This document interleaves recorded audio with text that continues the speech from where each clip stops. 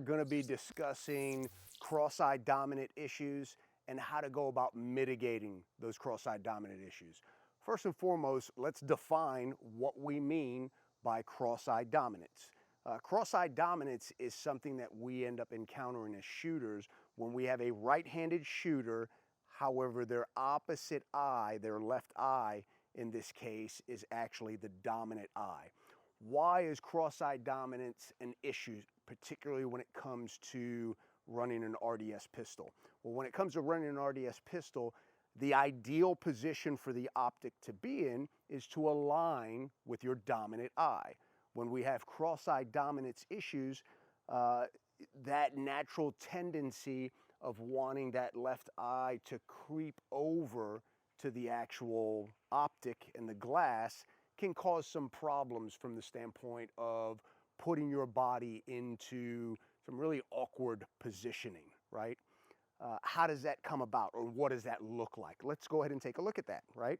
So I'm in a standard fighting stance, and one caveat here: if you have not checked out our body mechanics video, which goes very, very in depth into what stance you want to be in and the ideal positioning to put your body in and why, I highly recommend checking that video out first before getting into the meat and potatoes of the cross-side dominance video, unless you have an understanding of that already. If that's the case, then charge on, right? So cross-side dominance issues, how does that go ahead and expose itself? In a good fighting stance, I'm gonna have my support side leg forward and my dominant side leg slightly back. When I draw the gun, as a cross-side dominant person, I want to get that optic in line with my dominant side eye, but as you can see, it's gonna come up and naturally gravitate towards my non-dominant eye. As a person who's cross-side dominant, it's gonna cause me to do some really funky stuff. What we've seen is people actually canting the head over to the right side or the dominant side, turning the head in this fashion so that the left eye can line up with the actual optic itself. And as you can see, me doing this or doing this and breaking the spine either off to the dominant side or turning the head out is really not ideal from the standpoint of having the strongest position possible in your body. There are a couple of things that we can do in order to mitigate cross-side dominance, which I have found to work really, really well. The very first one, and this is going to make sense to those of you who have an understanding of why we get into the fighting stance and why we actually drive that dominant side hip forward. If you don't know what I'm talking about, again, go back and watch the body mechanics video. What we're going to do when we have cross-side dominance issues, we're actually going to switch stances. So as a right-handed shooter, this is the stance that I would normally take with my feet.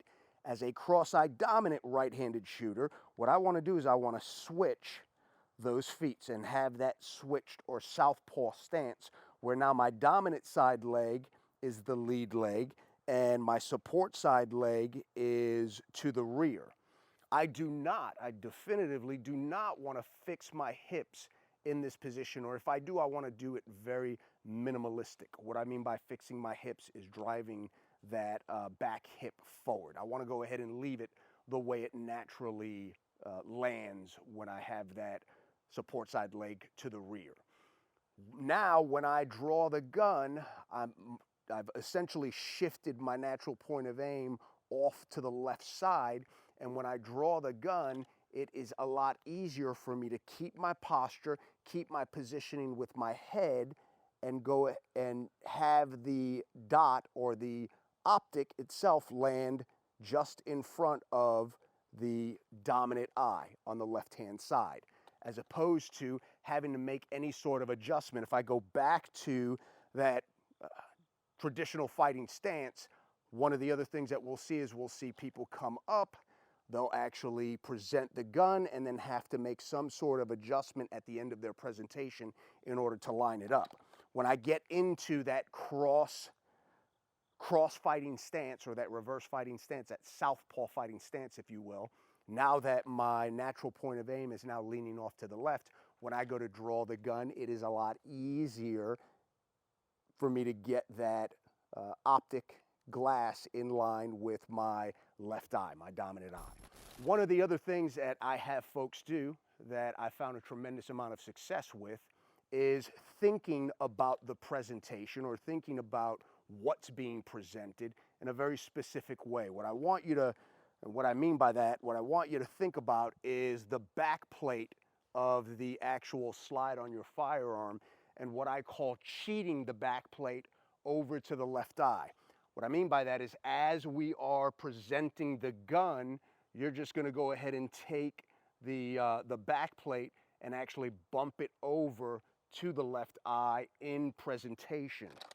What that's going to do for you is that's going to help in getting the optic body and the glass over to the left side of your body in that presentation and in front of your actual dominant eye as a cross-eyed dominant shooter. So those are two things that you can do. First and foremost, we're going to go ahead and switch that fighting stance to get our natural point of aim to lean over to the left just slightly. The second thing we're going to do is we're actually going to bump the back plate of the gun over in presentation over to the left side so that it aligns with your left eye by the time you get to the final phase of your presentation. So those are two things that you can do as a cross-eyed dominant shooter to mitigate the potential issues that you'll run into with breaking your posture and putting your body into a very poor position because of those cross-eyed dominant issues.